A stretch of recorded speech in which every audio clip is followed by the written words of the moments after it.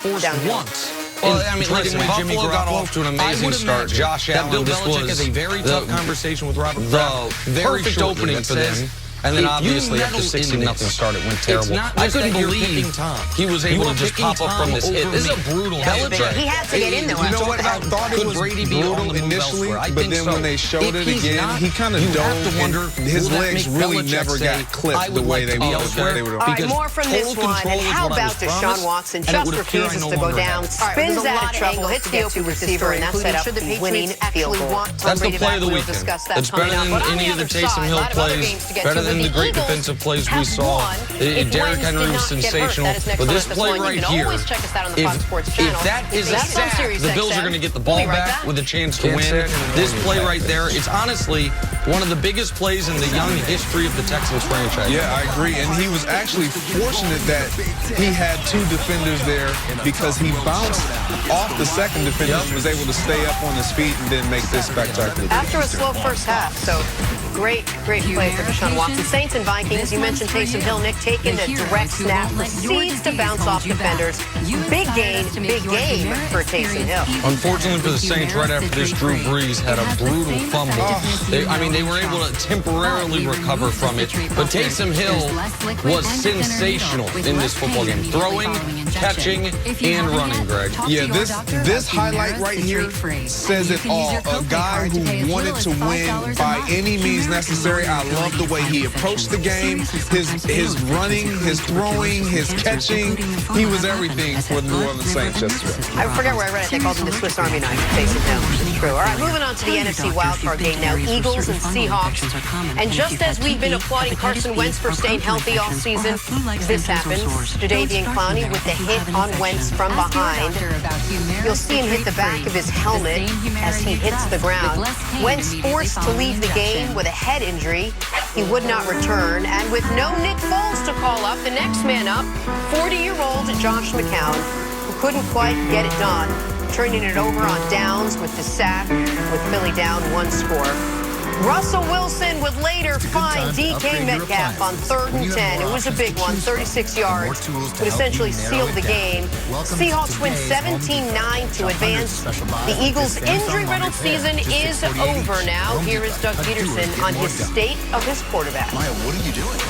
I'm disappointed, for him, because I wanted this for him, obviously, and I think a lot of his teammates did too, and the team, the organization did. I mean, he's battled through a lot, but I wouldn't touch that if I were you. We'll learn from it. We'll move on. We're in trouble. I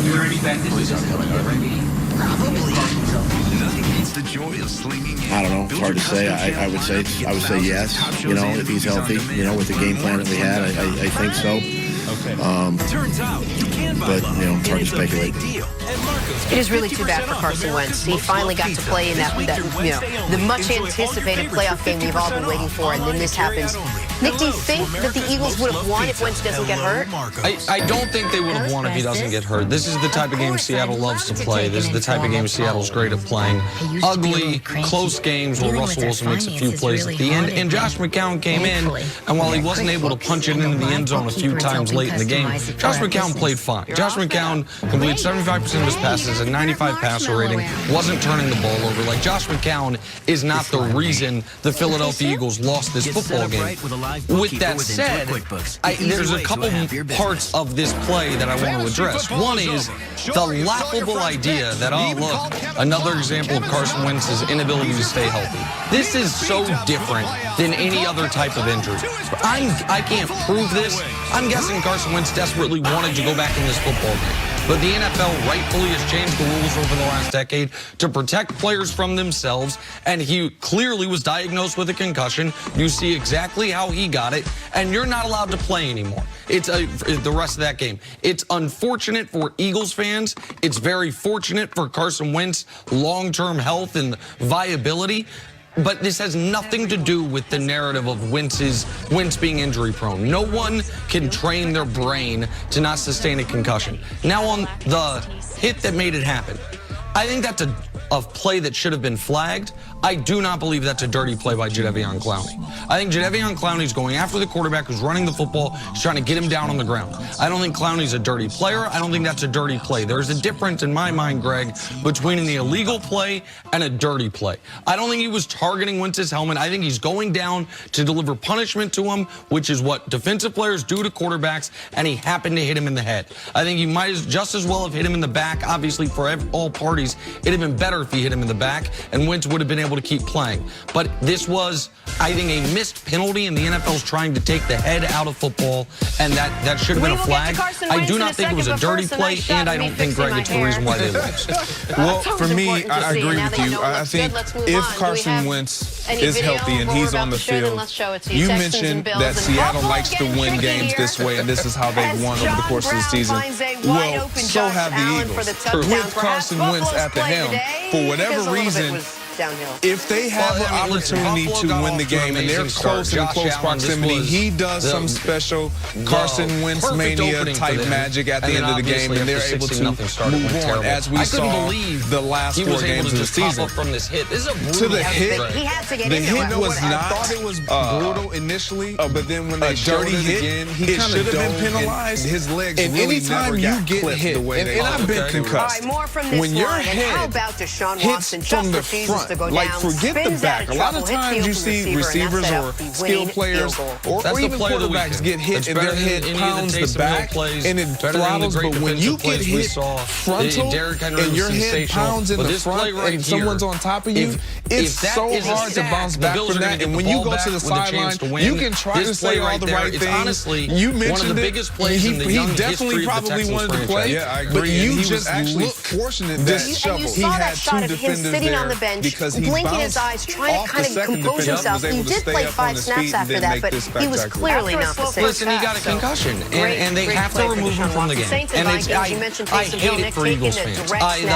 It's not the quarterback, but a few years ago, the best player on the team I root for, Jamal Charles, unfortunately for the game against the Colts, he went down just like you're talking about. His head bounced off the turf. I mean, they were able to forehead first, and he desperately wanted to go back in the game, but they did concussion protocol. He had a concussion.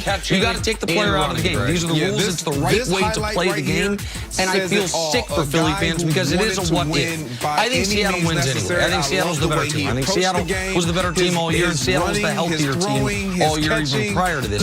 But you never know it. And you feel awful for Carson because he did check so many of those boxes. They had 4 consecutive must-win games. They won them all. He was excellent in that final quarter of the season. And this was the first chance for him to play in the playoffs. And he hasn't taken away from him. I just know a lot of people are going to be attacked. There's some doofuses that are going to be questioning Carson Wentz's toughness because of this. That's utter nonsense to us. But there are, I think, some right-minded people that are going to be attacking Jadeveon Clowney today for a dirty play. I just don't think that's a dirty play. I think it's an unfortunate play and an illegal play, but I don't think there was intent to injure. I don't even think there was intent to go for Carson's head. And unfortunately for Carson, it happened on the 4th snap of the game for him, so he missed essentially the whole game after that. On the other side of the ball, the Seahawks won. I don't know if they won the way you wanted them to win. How dangerous are they now moving forward? I know it wasn't your game. I mean, if Brian Schottenheimer gets kidnapped, they're very dangerous. I mean, this is the story of Seattle. Thank you, Jenna. A lot of his teammates did too. They just the team, the love organization did. I mean, he's ineffective runs and forcing Russell Wilson to be brilliant instead of just allowing Russell Wilson to be brilliant. We said going into the game, last year's playoff game against Dallas, that they could have won was a story of they were in the ball with their running backs in that game 22 times, 21 times, pardon me. If you remove one time Rashad Penny busted loose, it was 20 rushes for 31 yards. It is really too bad They doubled down on that and were worse than that this week. They rushed the ball with their running backs. I mean, you can look at the numbers. It's jarring. 17 times for 19 yards.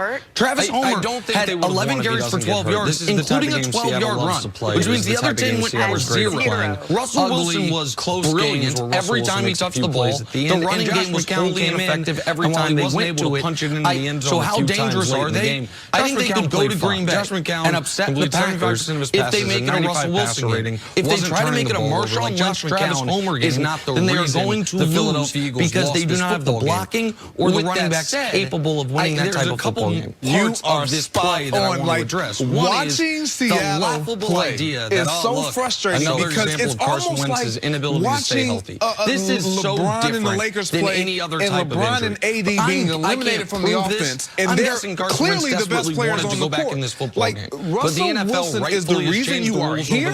He's the reason you will remain here, and he's the reason why you will progress. You see exactly how he got it, and you're not allowed to play plays the way he played. And Russell Wilson has two guys Eagles fans to throw it's to, very fortunate outside of just running the ball and him eluding tackles and making marvelous plays with his legs.